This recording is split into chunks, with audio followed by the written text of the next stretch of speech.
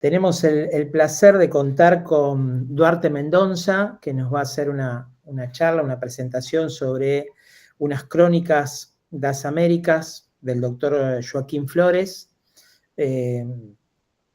Bueno, con Duarte la verdad que nos vincula algo muy, muy simpático y misterioso.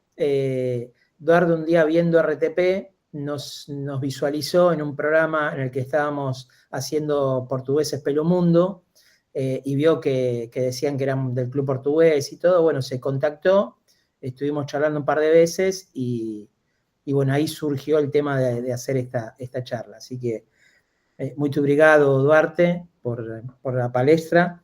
Y también, bueno, acá les muestro un poco el libro por el cual se va a hacer la presentación hoy. Esto es un ejemplar que Duarte nos envió a la biblioteca del Club Portugués. Es más, cuenta también con una dedicatoria. Sí, al Club Portugués de la Ciudad Autónoma de Buenos Aires, Funchal, 19 de mayo de 2025. Duarte Mendonça. Así que muito obrigado, Duarte, por o livro. E bom, damos começo à apresentação, sim? Sim, ok. Bem, então, boa tarde. Gostaria, em primeiro lugar, de agradecer ao Sr. Presidente do Clube Português de Buenos Aires por ter feito o convite para que fizesse aqui hoje esta conferência. Saudar também todas as pessoas, todos os portugueses ou dos outros descendentes que estão aí em Buenos Aires e nem só assistir a esta conferência. Para mim, esta é a primeira vez que faço algo assim deste tipo, uma conferência online. Portanto, já fiz várias conferências presenciais, mas online é a primeira vez. Portanto, espero que corra bem e espero que as pessoas gostem do que irei dizer sobre as impressões de viagem do Dr. Flores, quer aos Estados Unidos, quer à Argentina e ao Brasil. Portanto, primeiro vou começar por dizer algumas pequenas notas sobre quem era o Dr. Joaquim Flores. Ele chamava-se Joaquim Bartolomeu Flores, nasceu em 1888 na cidade de Angra do Heroísmo, a capital da Ilha Terceira, nos Açores. Os Açores são um arquipélago português, fica mais acima da Madeira, do arquipélago da Madeira, fica mais ou menos a meio do Atlântico, a meio caminho, digamos assim, entre Portugal e os Estados Unidos. A Ilha Terceira, como o nome diga, foi a terceira ilha descoberta pelos portugueses, a terceira ilha do arquipélago açoriano descoberta pelos portugueses, e é praticamente a segunda ilha mais importante dos Açores, depois da ilha de São Miguel. É uma ilha muito rica em termos culturais, em termos de tradições, em termos de preservação e manutenção das antigas tradições dos antepassados. Portanto, e a terceira também teve pessoas de grande categoria, de grande vulto. Um deles foi o Dr. Joaquim Flores, que, como disse, nasceu em 1888 e morreu em 1956.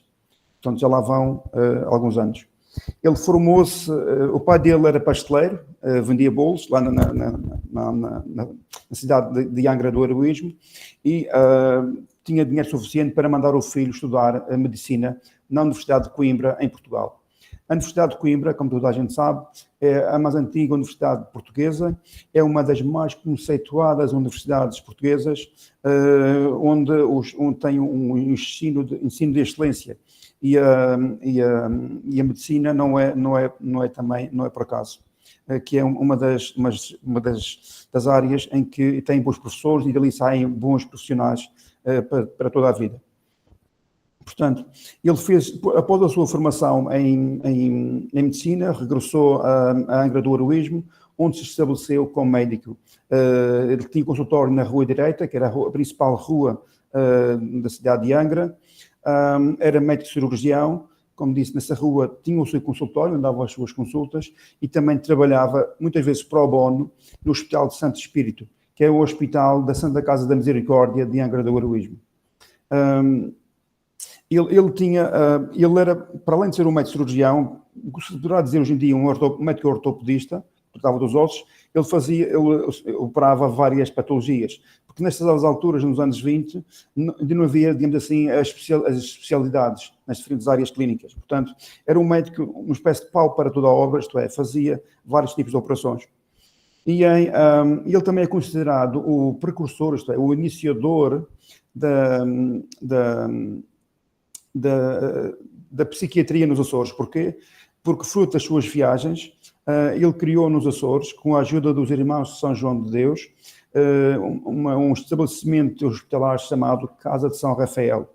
A Casa de São Rafael foi a primeira unidade especializada de tratamento de doenças mentais criadas no arquipélago dos Açores. Portanto, em 1926, ele visitou, por volta de abril, maio, durante 2 meses, visitou os Estados Unidos da América e dessa viagem deixou as suas crónicas de viagem. Em 1929, visitou a Argentina e o Brasil e também descreveu esses países em crónicas de viagem publicadas no jornal A União de Angra. Nos Açores, também tal como na Madeira, os jornais das épocas dos anos 10, 20, 30, eram jornais, digamos assim, muito arcaicos, se compararmos com os jornais de hoje em dia. Não havia impressão a cores, era tudo impressão a preto e branco. Os jornais praticamente não tinham fotografias, não tinham imagens, era praticamente só texto. E então havia a tradição, o hábito de se publicarem crónicas de viagem. Porquê? Porque, para já era o seguinte, naquela altura, nos anos 20, não era toda a gente que tinha a possibilidade de viajar. Era só os ricos, as pessoas mais abonadas que tinham posses, que podiam viajar. Ou então os imigrantes geralmente iam e depois geralmente já não regressavam, ou se regressavam eram de anos e anos, de longe a longe. E então, estas pessoas mais abonadas, quando viajavam, tinham o hábito de escrever crónicas de viagem para os jornais, onde davam a conhecer as suas peripécias de viagem, o que viram, o que sentiram, o que de novo observaram nos países que visitaram. E com isso davam a conhecer um novo mundo às pessoas das ilhas, que não tinham possibilidade de sair. O facto dessas crónicas também serem publicadas em todas as edições, ou em cada 2 ou a cada 3 edições, também fazia com que os jornais captassem leitores, isto é, as pessoas estavam sempre curiosas para saber o que é que vai haver a seguir, o que é que o médico vai falar a seguir. Então era uma maneira também de captar leitores. E essas crónicas do Dr. Flores foram publicadas no jornal chamado A União de Angra do Heroísmo, que era o jornal que pertencia à Diocese de Angra. Como não sei se sabem, mas a principal ilha dos Açores, como disse, é São Miguel, mas a Diocese de todas as ilhas fica em Angra do Heroísmo. Portanto, era o jornal da Diocese. Era um jornal católico, também, tal como era também católico o Dr. Joaquim Flores. Portanto, estas suas viagens eram viagens de lazer, feitas na companhia da mulher e da filha, mas também para aperfeiçoar os seus conhecimentos na área da medicina. Portanto, ele não apenas viajava só por viajar, mas também ia ao encontro. Ele sabia que a formação que tinha tido em Portugal não era, se calhar, das melhores do mundo, então, ao ir aos Estados Unidos, ao ir à Argentina, onde havia a medicina do topo, ele aproveitava sempre para visitar os principais hospitais, conversar com os principais médicos, aprender também com eles para que, no fundo, complementasse a formação que tinha na medicina na Universidade de Coimbra. Portanto, hoje em dia, por exemplo, quando as pessoas fazem uma viagem, o que é que as pessoas fazem, geralmente? As pessoas tiram as fotografias, publicam no Facebook, no Instagram, partilham com os amigos e depois, that's it, não fazem mais nada.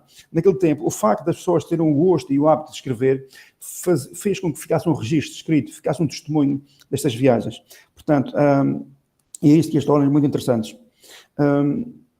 Portanto, também preciso dizer como é que descobri estas viagens. Eu sou da Madeira, eu não vou sempre aos Açores, só vou lá de vez em quando, e até descobrir estas crónicas de viagem nunca tinha ido à Ilha Terceira.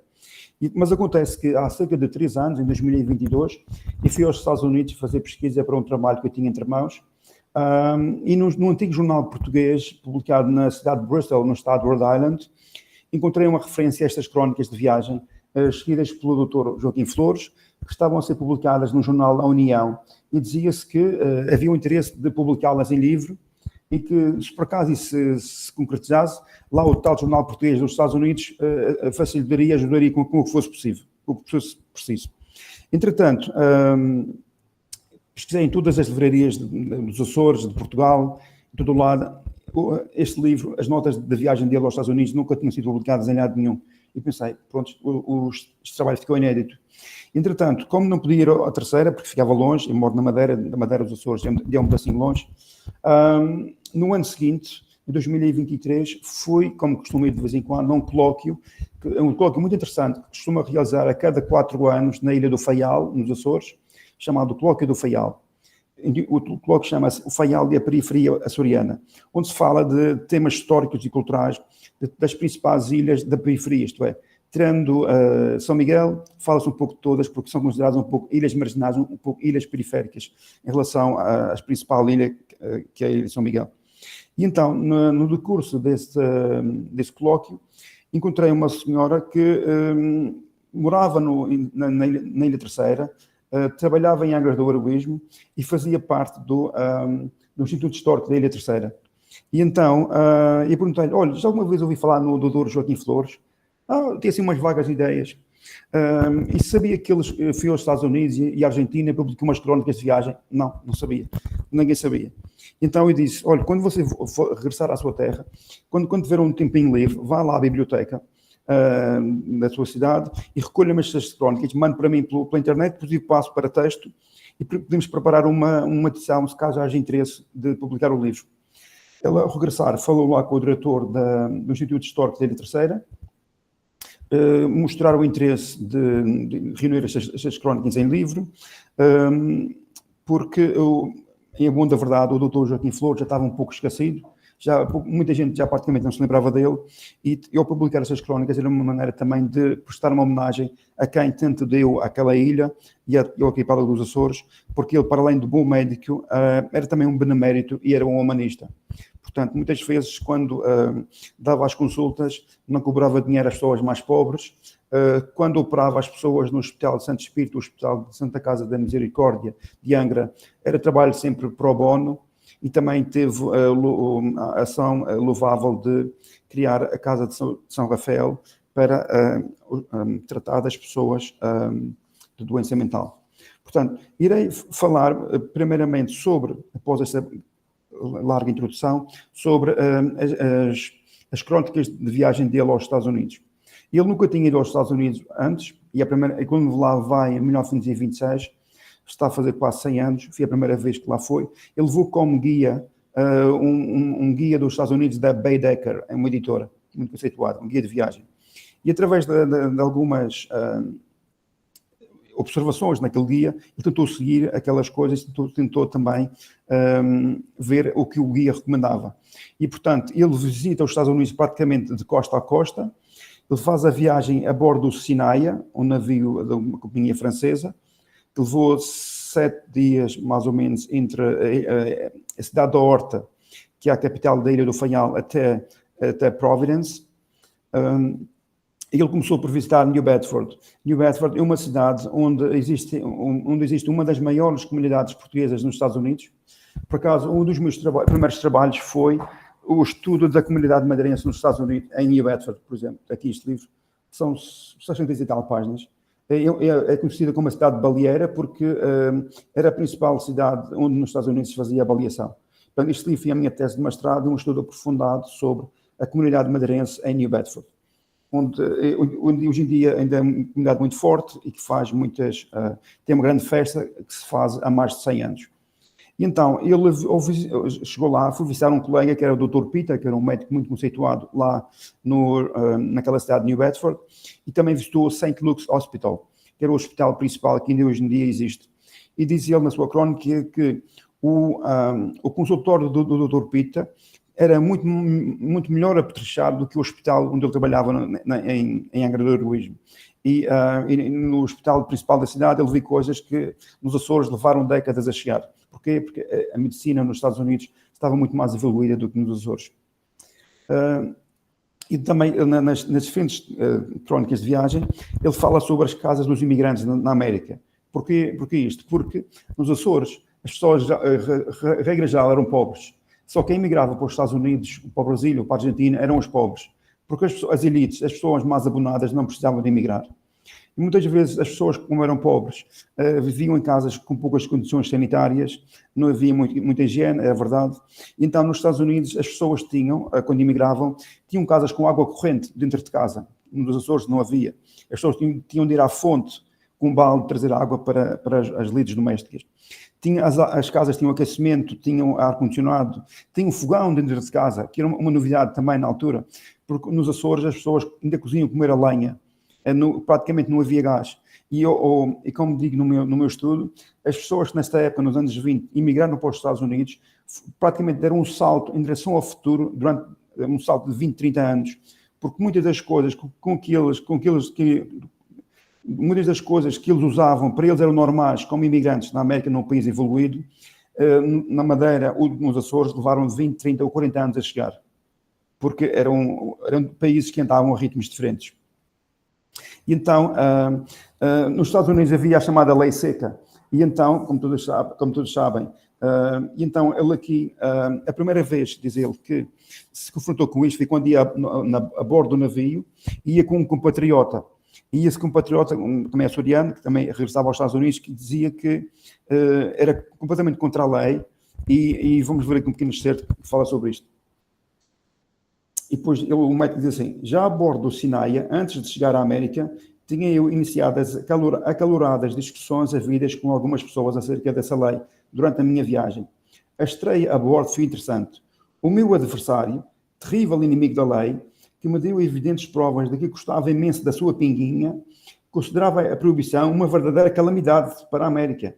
E, na sua qualidade de bom portuguesinho, ilhéu, criado junto das adegas do nosso fresco vinho de cheiro, deixou bem perceber-se que era frequente dar na lei seca machadada de se lhe tirar o chapéu, isto é, logo se lhe oferecia ocasião, atacava-lhe com mais um bocadinho de espírito, para a aguçadora do seu rumbo o espírito. Isto é, os portugueses em geral gostavam da sua pinguinha, gostavam de beber a sua aguardentezinha e, no caso que gostei, por exemplo, nos Estados Unidos, havia madeirenses, como também havia açorianos, que fabricavam a sua própria aguardente em casa, porque sabiam na Madeira como fazia isso, e lá faziam aquilo clandestinamente, nos anos, por exemplo, nos anos em que teve em vigor a lei seca, algumas pessoas enriqueceram a vender aguardente, mesmo sem contra a lei, porque era uma maneira extra de ganhar alguns trocos para o sustento da sua família. E também, durante a altura da Grande Depressão, também houve muita gente também que fazia aguardente em casa ou nas suas quintas, para depois vender, para também angariar mais alguns meios de sobrevivência. E depois ele descreve a viagem de Providence em New York. Providence é a capital do estado de Rhode Island. Ele descreve as singularidades do Hotel Empire. O Hotel Empire ainda existe nos Estados Unidos, em Manhattan, fica ali à esquerda do Central Park. E dizia ele que era um hotel muito, muito chique, muito melhor do que qualquer um hotel que havia nos Açores da sua época, onde todos os dias de manhã tinha o jornal do dia à porta, onde tinha casas de banho dentro do quarto, uma coisa que ele nunca tinha visto na sua terra natal. Portanto, coisas interessantes. E dizia ele, naquela altura havia o chamado Elevated. O Elevated era uma espécie de comboio que passava a 3 andares de altura. Havia um caminho, um chamado caminho de ferro aéreo, e cada vez que o comboio passava, dizia ele que o hotel estremecia todo. Ele ficou no 8º andar, nesse hotel, o comboio passava ao nível do 3º andar, mas antes, quando o comboio passava, fazia uma barulheira desgraçada, e o hotel praticamente vibrava com aquela trepidação. E dizia ele uma vez que, na primeira vez que dormia no hotel, como ele estava no 8º andar, nunca tinha ficado um edifício assim tão alto, dizia ele assim: hoje vou dormir mais perto da lua, porque o homem tinha um sentido de humor muito acutilhante, muito interessante. E então, ler este livro é muito interessante porque ele tem sempre as suas picadas de humor que fazem essa leitura muito interessante. E então, ele também descreve, para uma pessoa que vai aos Estados Unidos pela primeira vez, descreve Nova York. E então eu vou também ler uma pequena excerto das suas impressões de como ele viu Nova York. Ele diz assim: quer dizer que, por cima dos tetos de algumas casas e na altura dos mais baixos andares de muitas outras, circulam muitos milhares de pessoas, tal como dentro do solo, no subway, isto é, no metro, a maneira do que se passa em Paris, Londres e Berlim. E nas ruas, quer a pé, quer nas dezenas de milhares de automóveis, nas centenas de autocarros, de carros elétricos, de carruagens, de comboios, etc., vai autêntico acotovelamento de milhões de criaturas e que atinge proporções fantásticas a certas horas do dia. O burburinho é enorme, sobretudo o que resulta da matracada do elevado, isto é, do comboio elevado, que constantemente nos sobressalta. E depois dizia ele assim: ajunte-se a isto os rápidos automóveis dos bombeiros, quase constantemente apitando, ou melhor, sereando a laia dos vapores da Fabre-Line. Agiram arreda, imediato. Adiciona ainda os automóveis ambulâncias e os caminhões de mercadorias, de distribuição de carvão, etc., aos respectivos domicílios, e faça-se depois a ideia da constante sacudidela que trema o solo permanentemente, como se um contínuo abalo de terra ali se desse, acompanhado de farta trovoada. Simplesmente extraordinário. Portanto, aqui nestes 2 parágrafos ele descreveu como é que era o movimento de Nova Iorque, uma coisa realmente trepidante, muito movimento, muita gente, muitos automóveis, muitas coisas. Portanto, ele também escreve várias coisas. Ele era um homem gostava muito das artes, então cada vez que podia ir aos teatros e aos cinemas. E aqui vou ler um pequeno excerto sobre os parques, em que ele diz que nos parques, para além da sua beleza, as pessoas podiam relaxar, as crianças podiam brincar, os jovens podiam brincar ao ar livre, e que era algo realmente muito bom e interessante, quer para o crescimento saudável das crianças, quer também para os adultos, porque ali podiam fazer piqueniques, podiam conviver e brincar, fazer vários jogos. Entretanto, também, ele também descreve a visita aos museus, Museu de História Natural e ao Metropolitan Museum de Nova Iorque. E praticamente o que ele descreve, e quem vai aos Estados Unidos neste momento, consegue perceber o que ele diz. E vou ler só um pequeno excerto sobre o Museu de História Natural, o Natural History Museum, que também fica ao lado esquerdo do Central Park. E diz o médico: o de História Natural que primeiro vimos, parecemos estar disposto de forma a despertar no público não entendido que natural deve constituir a grande maioria dos seus visitantes, o bom humor, a curiosidade própria dos que estão olhando para cenas de atração, facilmente interpretáveis e compreensíveis, do modo a ficar-se na generalidade com vontade de voltar-se a elas para as fixar bem na memória. E esta qualidade valiosa julgamos-la característica do Museu Americano, onde há muito para estudar, muito para meditar sob o ponto de vista científico, muito para entreter a trivial gente, ilustrando-a, ensinando-lhe bocados de história com leveza, com facilidade, muito agradavelmente, enfim. Portanto, realmente no Museu de História Natural existe uma espécie de umas vitrines onde são mostradas cenas quer da evolução dos humanos, quer onde tentou-se recriar o habitat dos diversos tipos de animais, e realmente é muito interessante. A pessoa vê aquele museu e realmente tem uma lição de história natural fantástica. E também descreve também o Museu Metropolitano, mas não vou por aí para não avançar muito.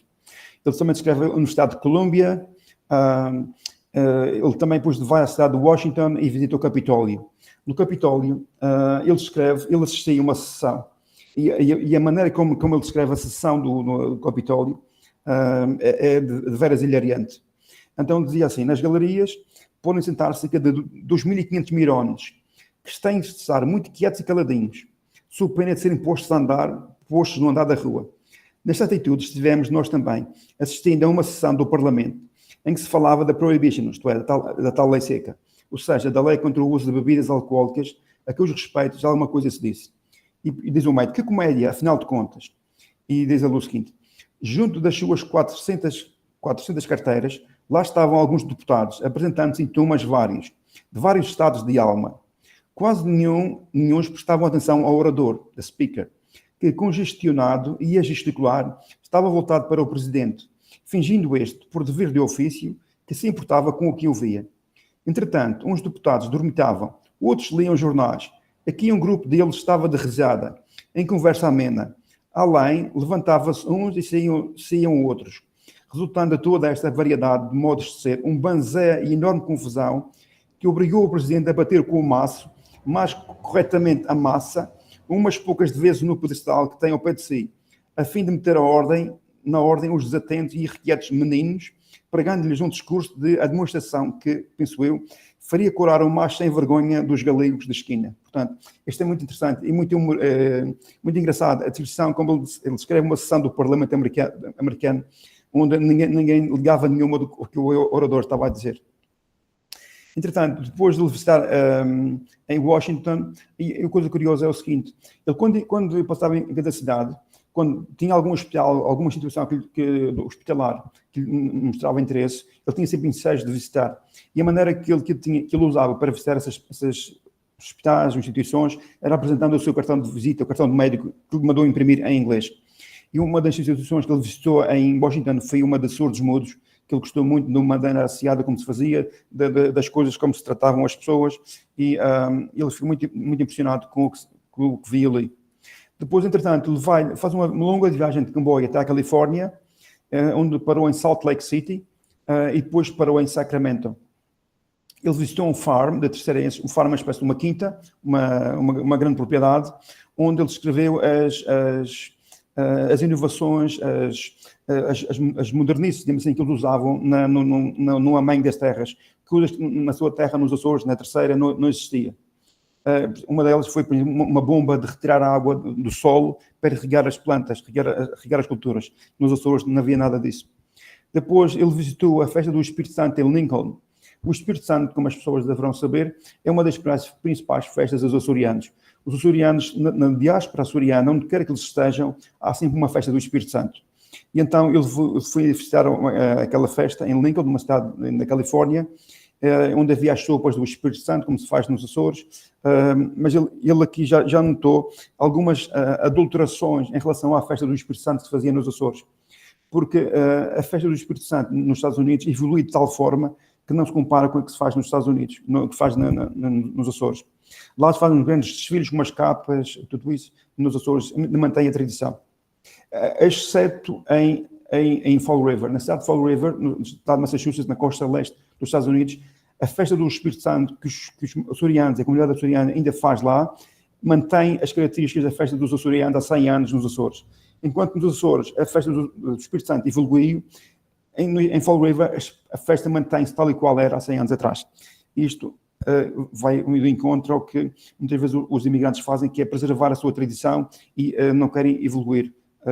Porque diziam eles, para sermos fiéis aos nossos antepassados, temos de fazer as coisas tal qual se fazia na nossa terra. Depois, no regresso à costa leste, ele visita a clínica Mayo. A Mayo Clinic, que hoje em dia ainda existe em Rochester, no Nebraska, é uma das principais clínicas, hoje em dia já é um hospital, é um dos principais hospitais mais avançados do mundo. E em 26 ele conheceu os irmãos Mayo, os dois médicos, conversou com eles, trocou impressões. Ele ficou cerca de 2 semanas neste hospital, nesta clínica Mayo, e aproveitou para assistir a várias operações.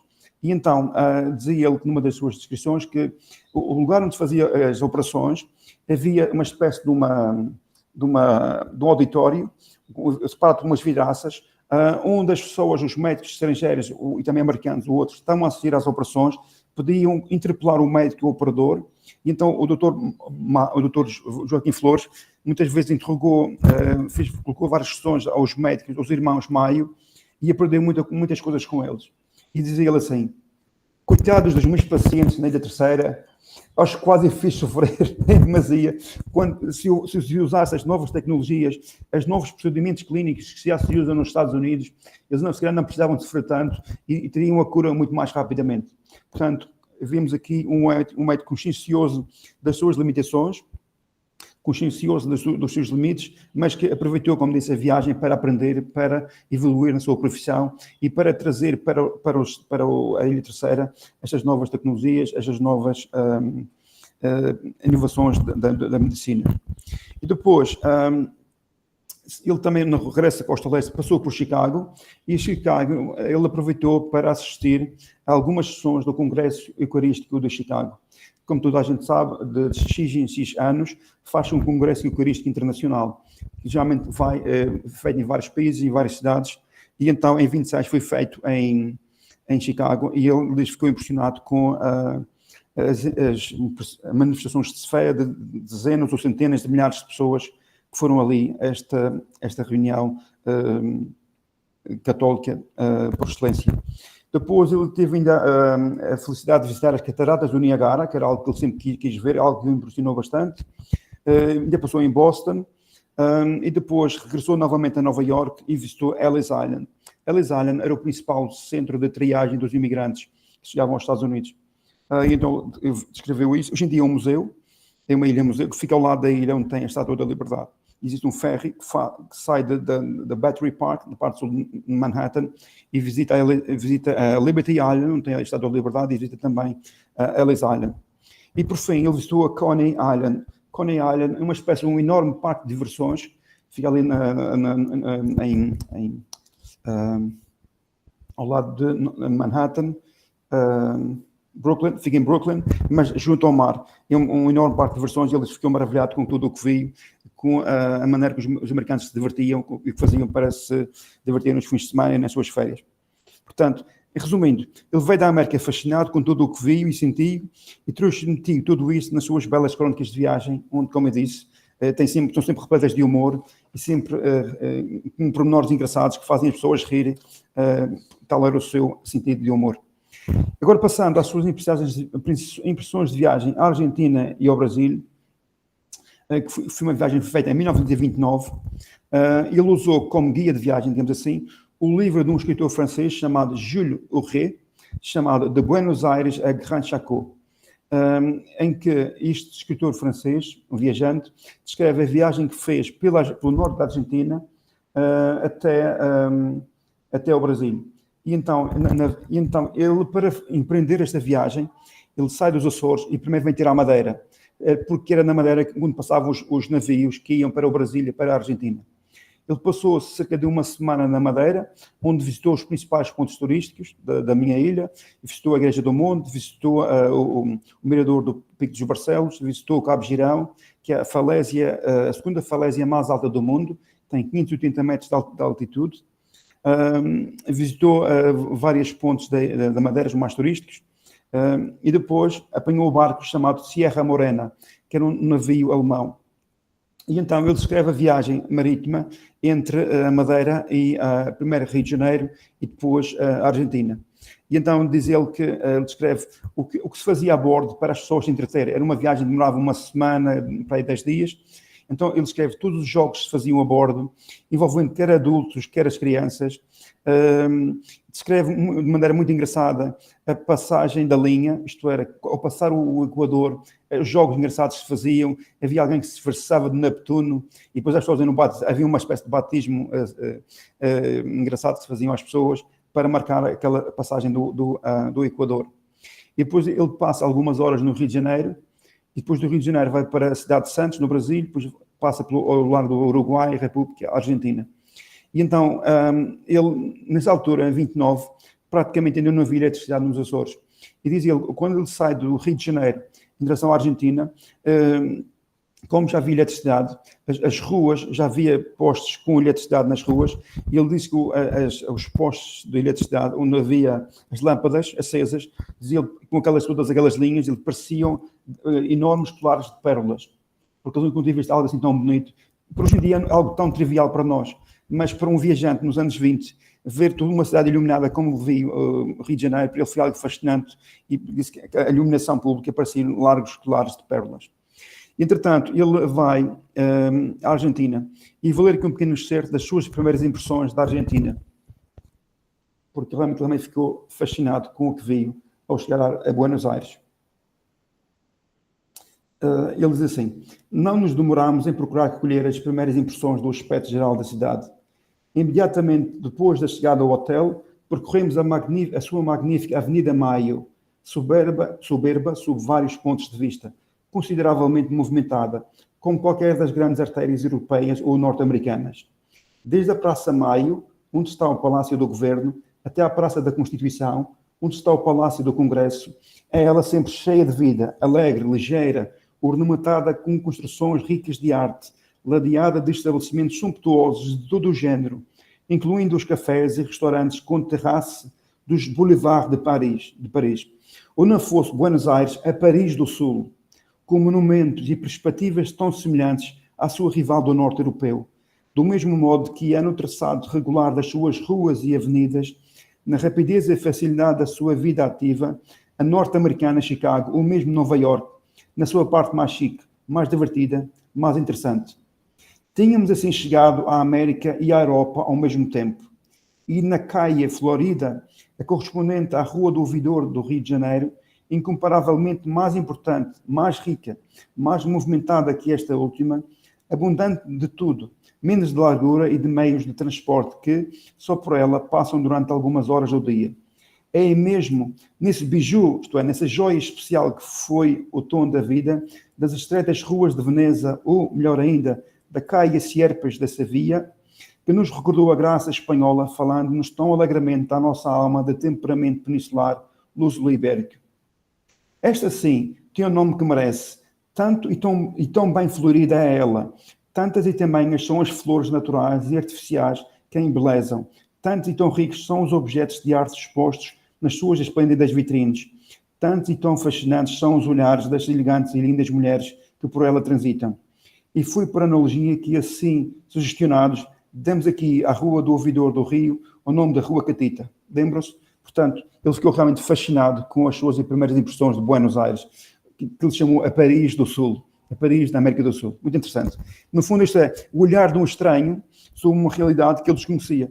E como ele já tinha viajado, antes de viajar aos Estados Unidos, já tinha viajado pela Europa, então ele conseguia comparar Buenos Aires com Paris, que ele já conhecia tão bem, e também com Sevilha, também por onde já tinha passado. Depois, ele também fala sobre a migração para a Argentina, fala na Casa dos Imigrantes, onde os imigrantes europeus eram acolhidos, eram processados e depois eram caminhados para os campos, para as diversas fazendas, podiam trabalhar. E depois ele escreve na sua crónica que depois de escrever este texto, essa crónica sobre a imigração para a Argentina, houve muitos terceirenses que foram falar com ele, perguntar o que é que ele pode fazer também para ir para a Argentina. Porque nós também estamos interessados também em ir para lá. E então eu só li aqui um pequeno excerto sobre o que ele diz sobre a imigração para a Argentina. E ele diz assim, pelo menos o meio não quis enganar ninguém, eu fui sincero, eu fui honesto. Ele diz assim, os imigrantes devem saber que os salários são mais pequenos do que os dos Estados Unidos da América. Além de cama e mesa, o trabalhador, tendo serviço diário, ganha, em regra, cerca de 60 pesos por mês, o que equivale pouco mais ou menos a 700 mil reais insulanos, quantia que não se gaba de receber, ainda assim, entre nós, um assalariado de foice na mão, à chapa do sol de julho ou agosto, menos faltando às touradas de cordas respectivas. E diz ele assim, longe de nós a ideia de querermos arrastar para a escravidão e trabalho esgotante os nossos conterrâneos válidos. Apenas nos parece, por muitas razões, que eles encontram na Argentina meio, embora inferior à América do Norte, para levar uma vida mais desafogada do que a que arrastam, em regra, cá na terra, isto é, na terceira, quando mesmo não consigam juntar pecúlio que se veja. A questão é que o feitio comodista de alguns e o bocadinho de malandrice de outros sejam depositados ali nos bancos da Praça da Restauração ou mesmo nos do Pátio da Alfândega antes de embarcar, contando-se apenas com os domingos para os dias de descanso.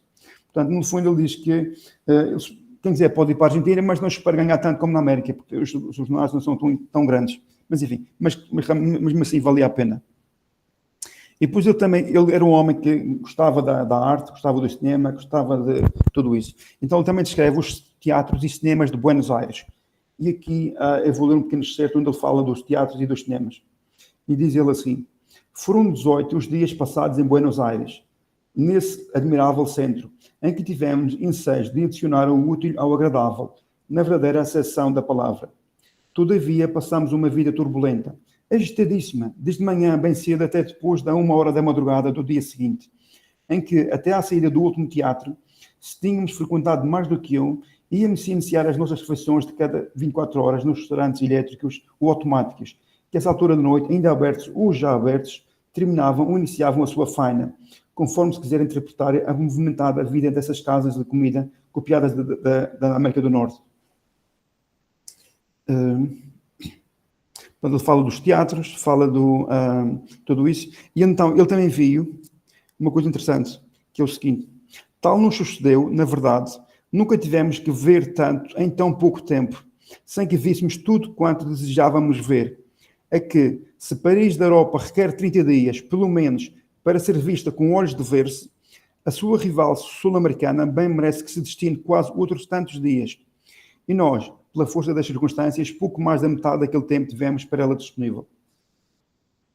E que também fala da descrição fala vários o Teatro Colón, fala de outros teatros aqui, que fui assistir a peças de teatro e a zarzuelas e essas coisas, a música tradicional da Argentina. E depois também ele viu, o que já viu para ele era uma inovação muito importante na época, que era o cinema sonoro.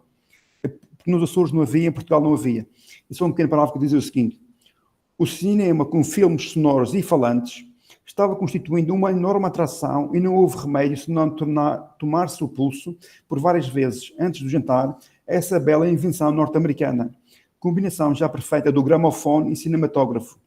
Sem perigo de exagerar-se, podemos informar os leitores de que vimos e ouvimos, em fita falada, alguma coisa de perfeito, dando-nos a ilusão de que estávamos vendo e ouvindo autênticos artistas declamando e, sobretudo, cantando. É claro que a declamação só a ouvimos em língua inglesa, ao passo que o canto, algum foi em italiano e espanhol, permitindo assim apreciar bem a perfeição das duas combinações, entre a modalidade da voz, gestos e movimento inerentes de lábios, etc. Portanto, eu também falo da revista argentina, falo do Teatro Sarmiento, onde vi várias revistas. Portanto, foi muito interessante esta sua ida para o mundo cultural e muito movimentado na Argentina. Ele também fala, como era médico, fala na parte médica, fala na assistência municipal da capital argentina. Buenos Aires tinha uma importante assistência médica nessa altura, e também fala na exposição rural na Argentina, cuja inauguração ele assistiu. E então ele fala nessa exposição, ele fala nos estábulos que vi lá, das diferentes raças de bois, de vacas leiteiras, de novilhos, vi ovelhas, cabras, toda a espécie de animais estavam lá, e depois eram atribuídos prémios às melhores espécimes que lá havia. Depois ele também fala ele fala como médico, fala na luta contra o cancro na Argentina, e fala no trabalho importante do Dr. Alfredo Scarano, que era um médico argentino muito conceituado nesta patologia. Depois também fala dos museus de Buenos Aires, fala do Jardim Zoológico, fala do Museu Agrícola, do Museu Municipal de Higiene, e depois de passar 18 dias no Buenos Aires, ele empreende a viagem até o Brasil. E como é que ele vai? Ele, seguindo o que o tal viajante francês Jacques-Jules Huret tinha feito, segue pelo norte da Argentina, pelos rios, pelo Rio Paraná até Corrientes, e depois de Corrientes vai até Posadas, pelo Alto Paraná, e depois, entre Posadas e Puerto Aguirre, ele aproveita para falar do mate, o famoso mate argentino, que ele nunca tinha visto, e que ele descreve tão bem no decurso desta viagem. Já vou ler aqui um pequeno excerto que fala sobre isso.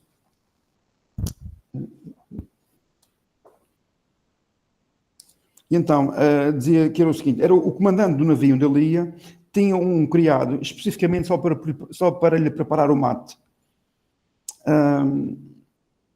E ele dizia que era o seguinte, matar o vício do impropriamente chamado chá mate, o infuso da célebre planta do Paraguai, sul do Brasil e norte da Argentina, a yerba mate, cuja cultura e especialmente cujo consumo nesta última república é hoje verdadeiramente colossal. Portanto, se na altura, nos anos 20, era colossal o consumo da yerba mate, hoje em dia também ainda é. Então ele diz assim, isto é engraçado, no fundo é já a visão de um europeu, que nunca eu tinha visto isto, como é que se consumia o mate, ele a descrever como é que se faz isso.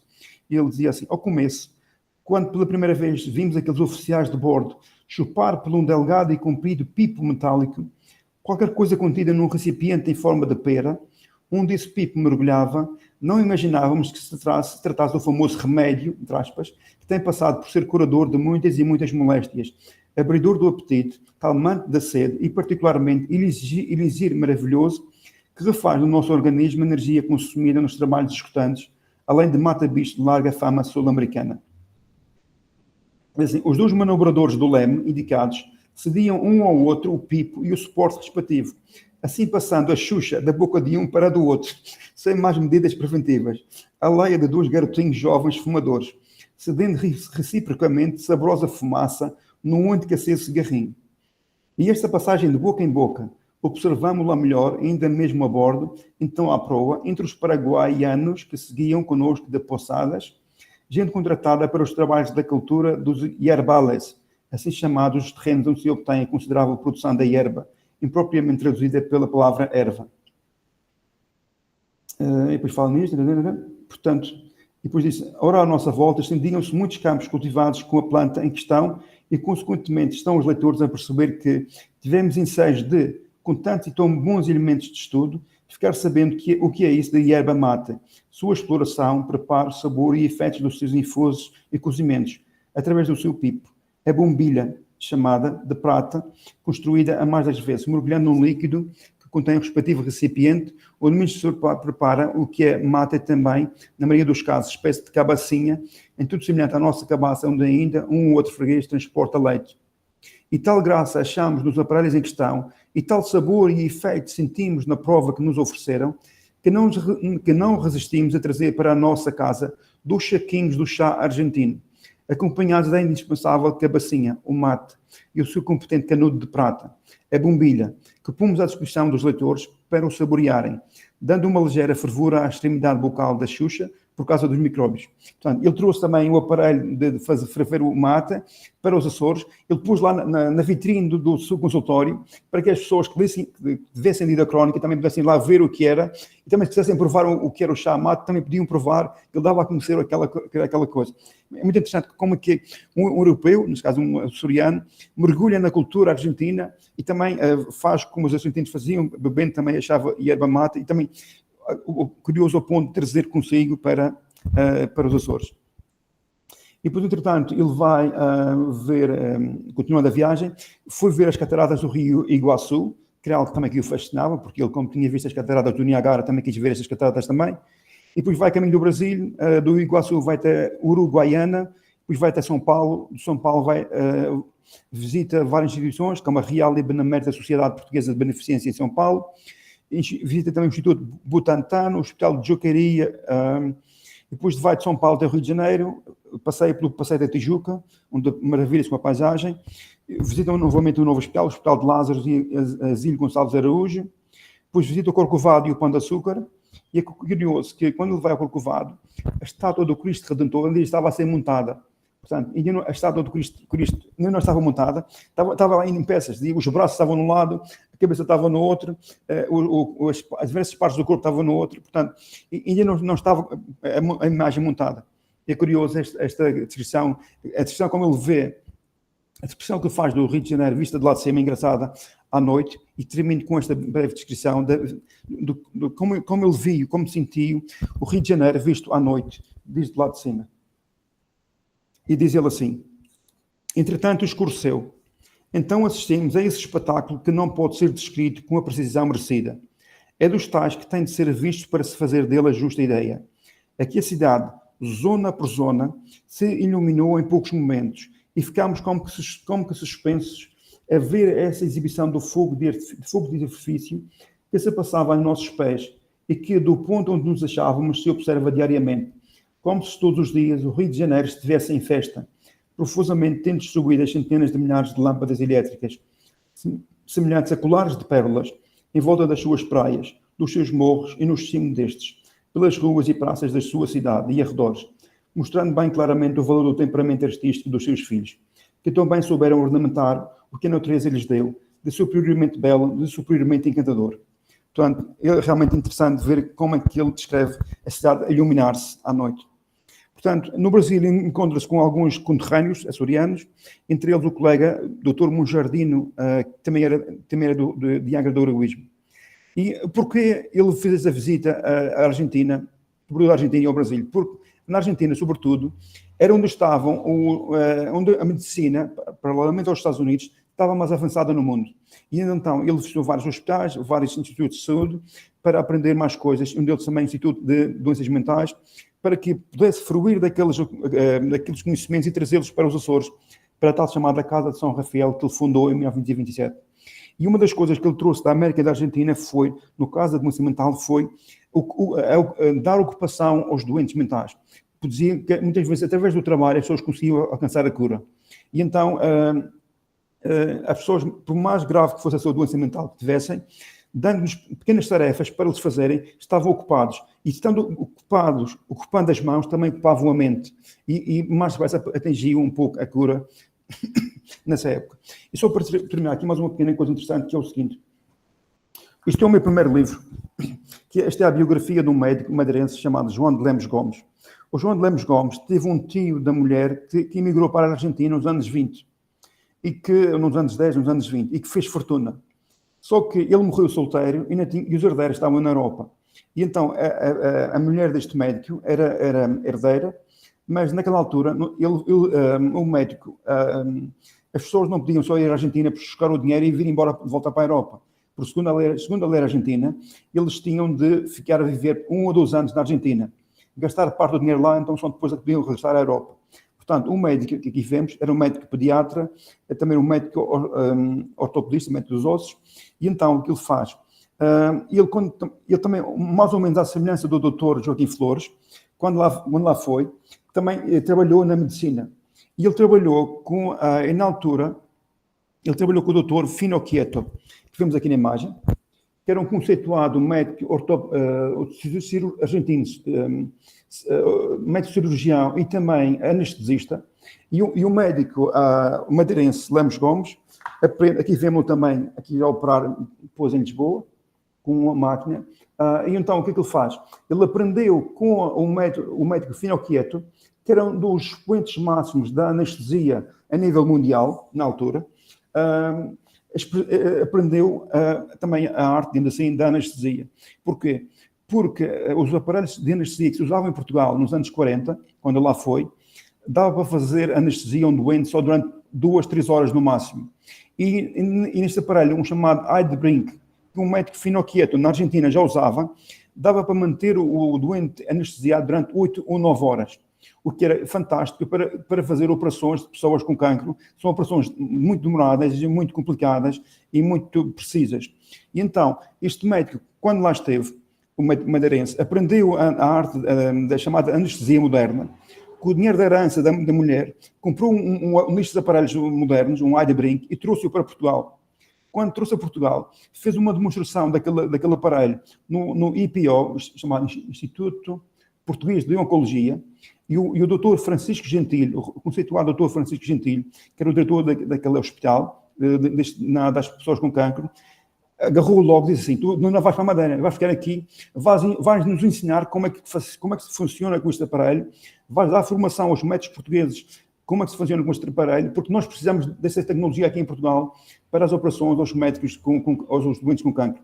E é assim que este médico madeirense que vai lá à Argentina receber uma herança da mulher, do tal tio que trabalhou muitos anos e morreu rico na Argentina, comprou um aparelho moderno da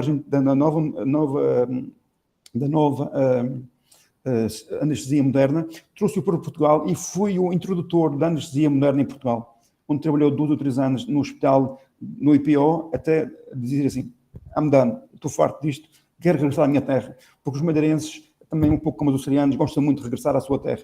Ele tinha saudades da Madeira, então voltou à Madeira, onde também levou um aparelho consigo, e esse aparelho também foi usado no Hospital Principal do Funchal, e também foi muito interessante. Então, só para terminar mesmo, 2 pequenas notas. Eu gosto muito da temática das crónicas de viagem. Depois de fazer este livro sobre a migração madeirense para New Bedford, nos Estados Unidos, ou pesquisar jornais da época madeirenses, encontrei muitas crónicas de viagem de madeirenses que foram aos Estados Unidos, e com eles compilei este livro chamado A Visão Madeirense da América, onde tem crónicas de viagem de 13 pessoas diferentes que em diversas épocas, entre 1926 e 2009, vão aos Estados Unidos, e todos eles têm uma visão peculiar da América, porque cada um viu a América consoante o seu feedback, as suas raízes. E também, há uns anos atrás, também foi publicado nos Açores, um livro também com crónicas da América, chamado Cartas da América, que era da autoria de um padre da Ilha do Pico, o padre Xavier Madruga, que vemos aqui, que era o diretor de um jornal católico na Ilha do Pico, chamado O Dever. Ele vai, entre 47 e 48, vai 2 anos à América, e quando lá está, mandava umas cartas para publicar no jornal dele, na Ilha do Pico.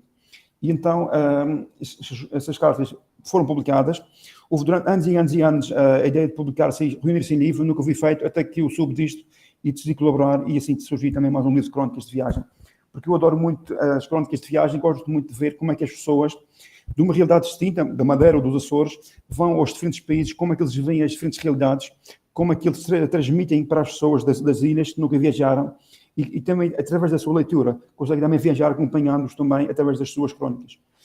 E com isto termino esta minha breve conferência. Espero não ter amassado muitas pessoas E agora dou-vos aqui uns minutos para, se alguém quiser fazer alguma pergunta, mais ou menos mais uns 10 minutos para responder a perguntas, se alguém tiver. E agradeço imenso às pessoas que se dignaram a assistir a esta conferência. Espero que tenham gostado. Obrigado, Duarte. De nada.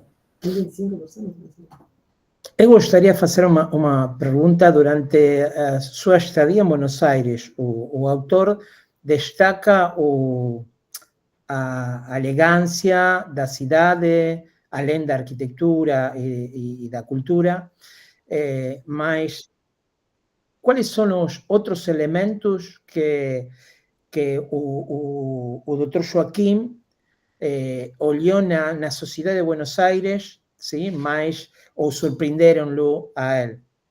Uma das coisas que mais o surpreendeu foi todas as facilidades que davam aos imigrantes que chegavam do estrangeiro para trabalhar na Argentina.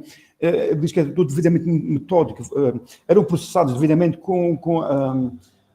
não direi com carinho, mas com respeito.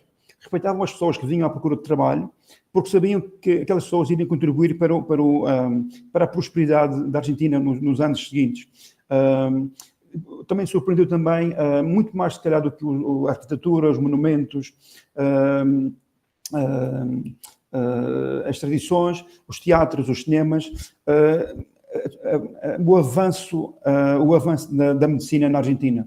Porque ele, quando vai à Argentina, ele foi com uma missão, foi pago pelo governador civil da Angra para fazer um estudo sobre a medicina que se praticava em Buenos Aires.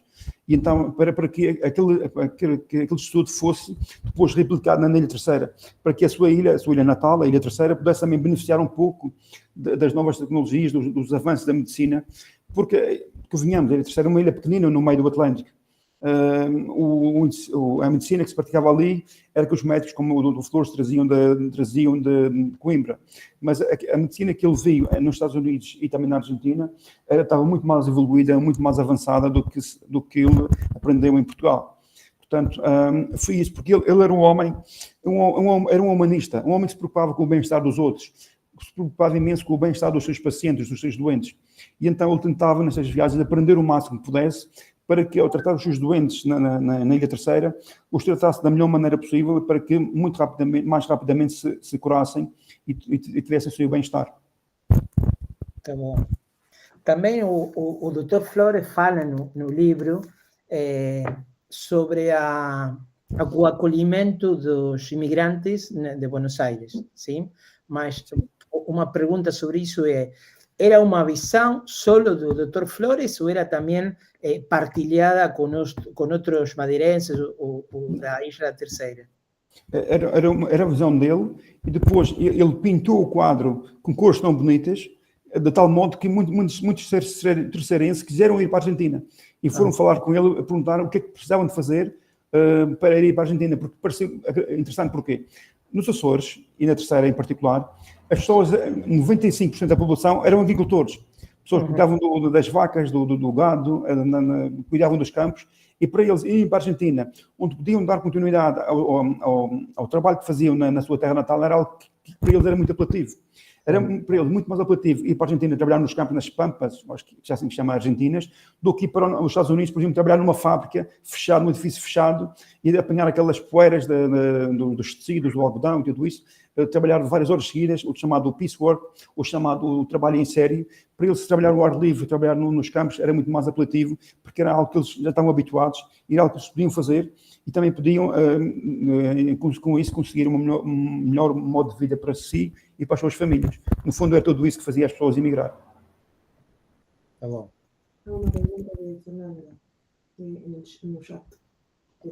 Fernanda, tem uma pergunta para o Duarte?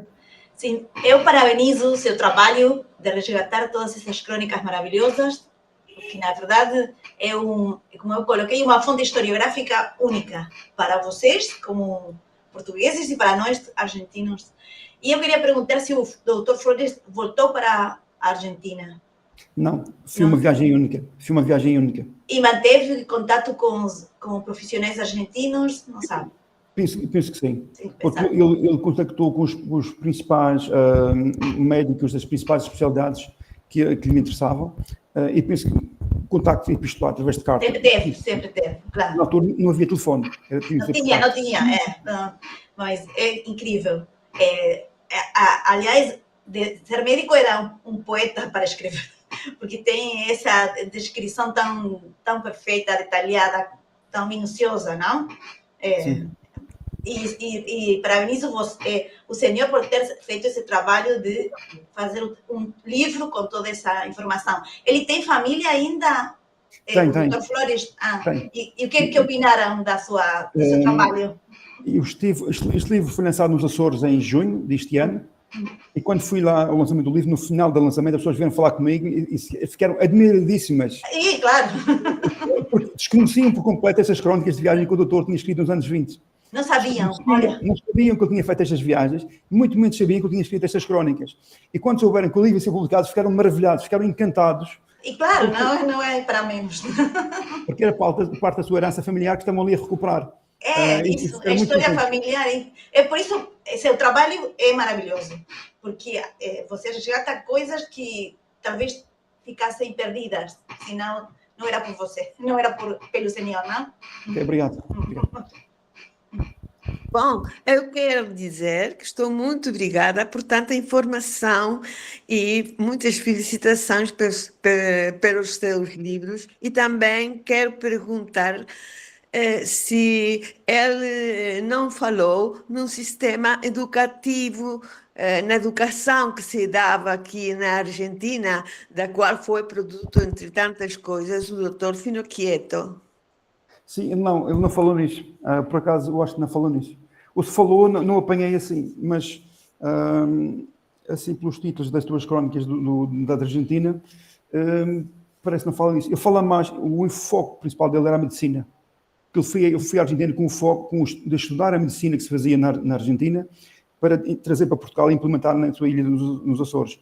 Portanto, ele aquilo sabe, assim, de repente, eu acho que não visitou nenhuma escola, mas é capaz de ter falado assim, en passant, de alguma coisa, mas o foco dele principal foi a parte de medicina. Pois, que foi produto da educação que ele teve, certo, também. Certo. Obrigada. Nada, obrigado, Lé.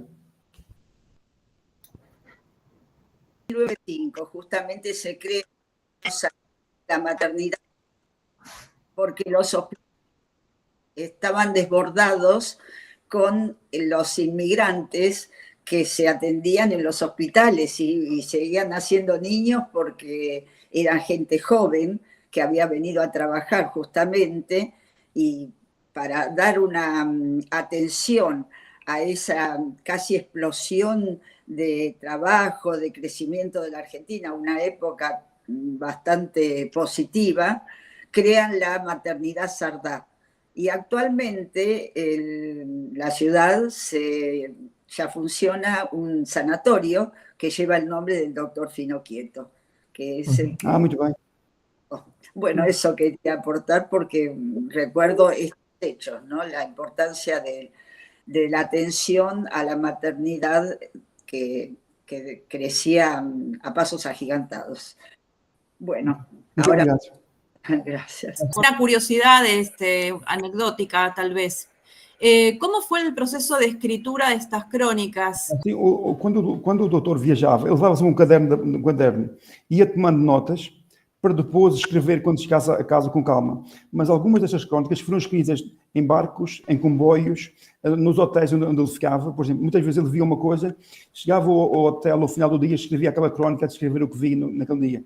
Outras, quando ele não tinha tempo para escrever, ele apontava os tópicos, e depois, ao regressar à terceira, então, baseado naqueles tópicos, é que ele desenvolvia uma crónica para publicar no jornal. Mas era assim que ele fazia. E esses quadernos de notas, pudiste verlos? ¿Están todavía? Não. O espólio do médico já desapareceu, ninguém sabe onde é que está. Okay. Porque a casa onde ele vivia parece que houve um incêndio, e então tudo o que ele tinha ardeu. Depois de morrer, vários anos depois de morrer, ardeu todo o espólio dele. Não conseguimos encontrar uma foto dele digna para pôr na capa. Usamos a foto que está na capa, era a foto de um artigo do jornal, que posso mostrar aqui, um artigo do jornal que, junto à primeira crónica, se aquela pequena fotografia, e fica com aquela fotografia que nós usamos, esta aqui pequenina, foi esta foto que usámos para pôr na capa, porque ninguém tinha uma foto dele. já era muito antigo, já com mais de 100 anos, já as pessoas não tinham, infelizmente, porque a casa onde ele viveu ardeu e tudo que era dele desapareceu. Bueno, en este momento, en mi carácter ya de presidente de la Subcomisión de Cultura del Club, le expreso nuestro profundísimo agradecimiento a usted, doctor profesor Duarte Mendoza, que nos desplegó la maravillosa travesía del doctor Flores, haciéndonos viajar por Brasil, Estados Unidos y nuestro país, con la visión del hombre y del médico. Un viaje que nos remonta a nuestros orígenes en ese libro Crónicas de las Américas, donde nos trae nuestra Argentina, nuestro Buenos Aires, de la inmigración del siglo pasado, del cual procedemos nosotros. Así que fue un viaje a nuestros más caros recuerdos. Muchísimas gracias. Y bueno, quedamos a disposición y nos despedimos de todos ustedes, nuestros acompañantes de audiencia.